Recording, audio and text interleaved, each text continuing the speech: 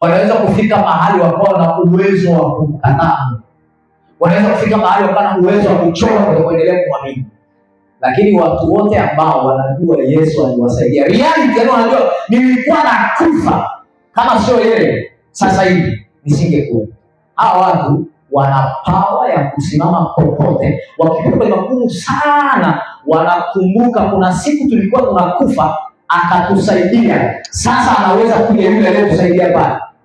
Sasa hivi msalabani, kila mtu duniani anajua hadi mchirikina issue ya msalabani inamuhusu. Unaelewa? Issue ya ile neema ya wokovu tuliyopokea na matendo yake inawahusu wale ambao wameyashuhudia. Bwana asifiwe sana. Amina. Sasa leo ni siku ya tatu ya maombi yetu ya mfungo wa siku 21. Tuna bado siku ngapi?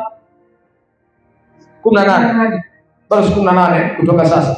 Sasa maombi yetu au kongamano letu lilikuwa ni kongamano la kurudisha mji kwenye kusudi la Mungu.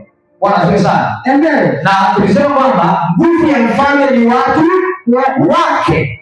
Nikwambie kitu, kuna ufunuo Mungu amenipana bado hujawahi kusikia toka umelijua hadi leo. Unasikia? Toka umelijua, toka umelifahamu, toka unaanza kujua, kuna ufunuo Mungu amenipana haujawahi kusikia kabisa, na siku ukiusikia utajua zaidi ya sasa unavyojua kwamba Mungu ameniita kule. Kuna ishara na ajabu na miujiza haijafanyika bado toka umelijua. Amen. Kuna udhihirisho za Mungu za kuwafungua watu waliofungwa haujaziona bado. Kuna mtu unaweza tumote hapa, lakini una mapepo na hujui kama unayo. Bwana asifiwe sana. Amen. Na unaweza kuwa unaimba, na unaweza kuwa unahubiri, na unaweza kuwa unaongoza maombi na unayo na hujui. Saa ikifika ya kudhihirisha ule uwezo wa nguvu za Mungu zilizo ndani yako, unashangaa tu mbona anaimbaga na amelipuka. Bwana asifiwe sana.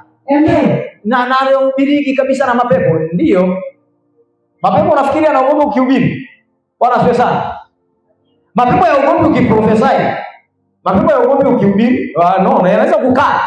Hujawahi kuona watumishi wa Mungu wanaohubiri kabisa, wameenda kwa watumishi wa Mungu wakubwa, wenye impartation kubwa, uwezo wa kuambukiza kwa mkubwa, wenye ringi za juu kwenye utendaji, alafu washangaa wanalipuka.